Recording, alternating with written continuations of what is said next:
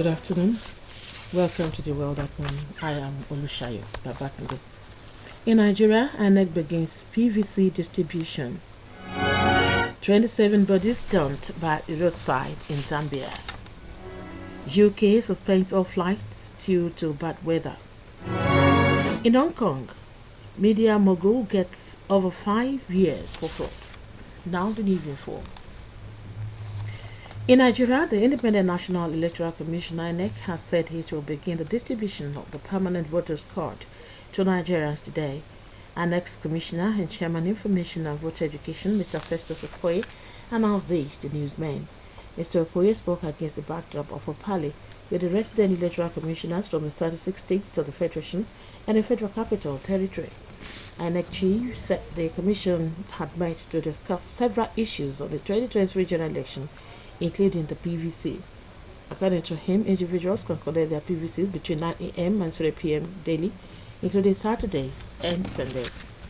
He said for ease of reaching the electorate, the Commission had approved the collection of the PVC in 8,809 registration areas and wards across the country. The INEC Commissioner said the Commission had also resolved to dissolve PVC collection to the 8,809 registration areas and wards from January 6 to 15, 2003. The bodies of 27 people believed to be migrants from Ethiopia have been dumped by the roadside in Wirere area north of Zambia's capital, Lusaka. Police spokesperson Mr. Danny Nwale told newsmen that those people likely suffocated to death while in transit. Report says one survivor who was found gasping for air has been rushed to a local hospital. Zambia is a transit point for migrants, mostly from the Horn of Africa, who wants to reach South Africa.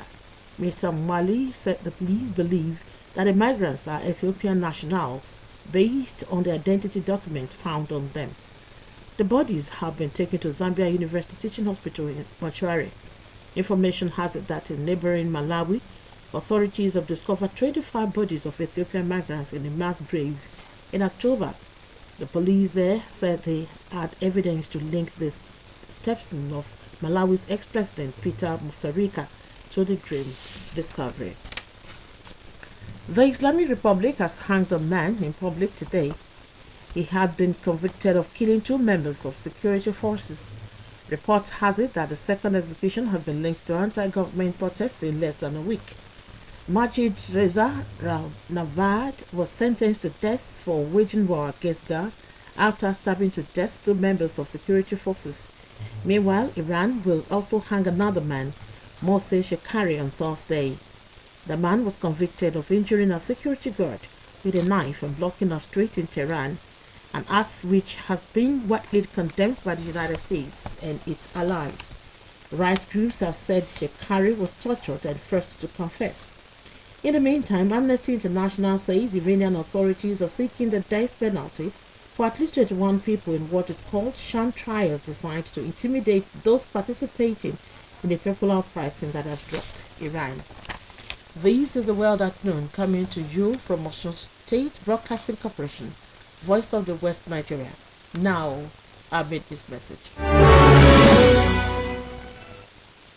Time is money. Always endeavor to spend your time wisely. Palestinian Health Ministry has disclosed that a 16-year-old Palestinian girl had been shot dead by Israeli forces during a raid in the volatile city of Jenin. The Israeli military claims that it was aware of reports of the girl's death and the incident is under review. Detectives were shot at while carrying out a raid to arrest 9 wanted individuals. At the same time, about 23 Israeli civilians and 8 members of the security forces have been killed in Israel and the West Bank, while violent clashes between Israeli settlers and Palestinians have also increased. All flights have been suspended at Stansted Airport, UK, after it was forced to close its runway due to bad weather. Report has it that Heathrow and Gatwick also cancelled or delayed flights after snow, ice and freezing fog swept the UK. Trains have also been delayed and drivers want to take care after several motorways accidents.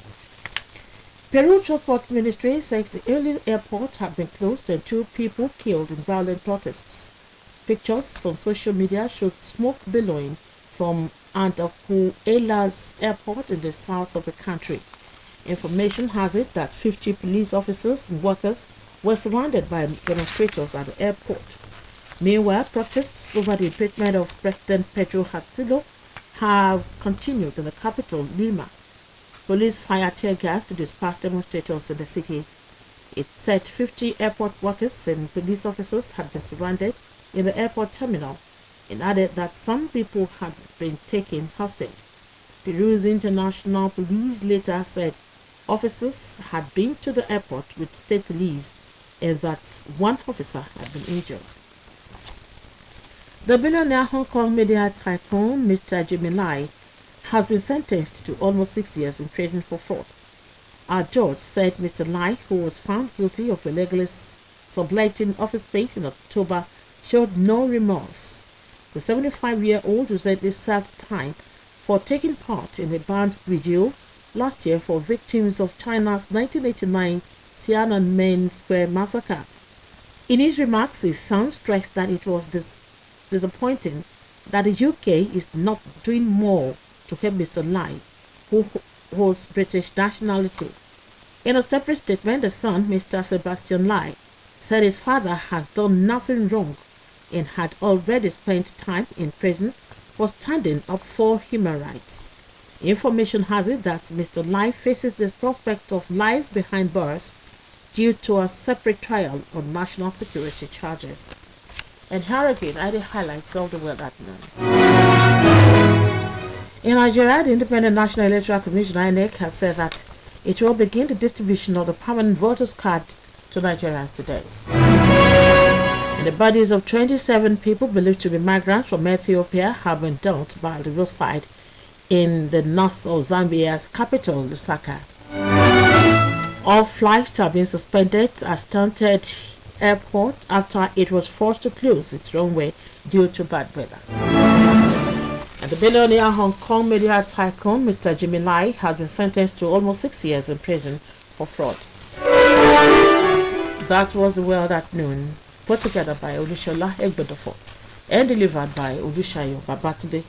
In today's news talk, Adeboye Popola calls on INEC to avoid unbridled activities that could erode its integrity in the estimation of the general public as the 2023 general election draws near. For some weeks now, a video whose content is a doleful prediction of the general election slated for next year has been in circulation. The video caught some INEC officials entering the voter identification number from permanent voters' card into their cell phones.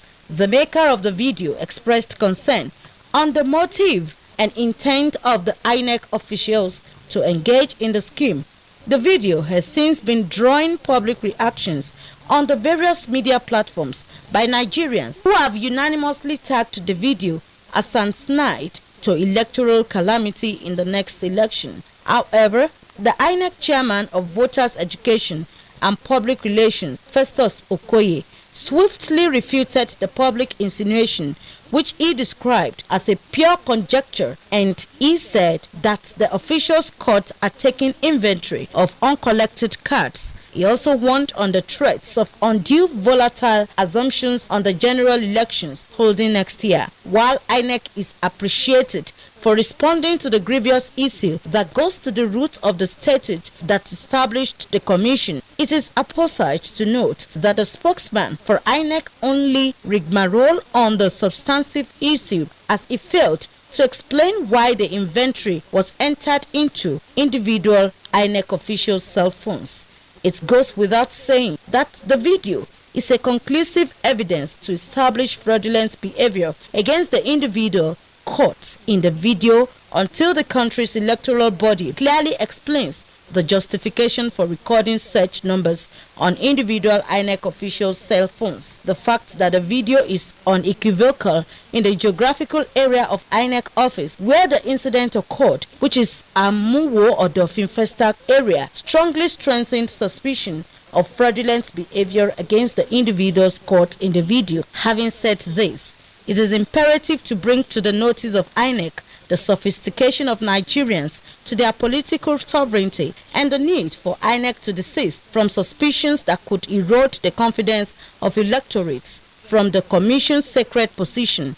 The essential duties of INEC calls for abstaining from unprofessional and unbridled conduct if the 2023 election will not be tarnished with undue suspicions. It is for this purpose that News Talk is commending the sensitivities of Nigerians to regularity and seemingly sharp practices of all stakeholders in the electoral matters, and further stressed the need for objective monitoring of such stakeholders for seamless polls next year. Any politically motivated sensational observation should be shunned to insulate the general election from chaos. Zash News Talk by Adeboye Popola was warning light to INEC to keep its reputation floating on the political troubled waters by avoiding suspicious activities capable of eroding the coincidence of the electorate from the Commission. And for more about us, visit osbcng.org. Thanks for listening. Good afternoon.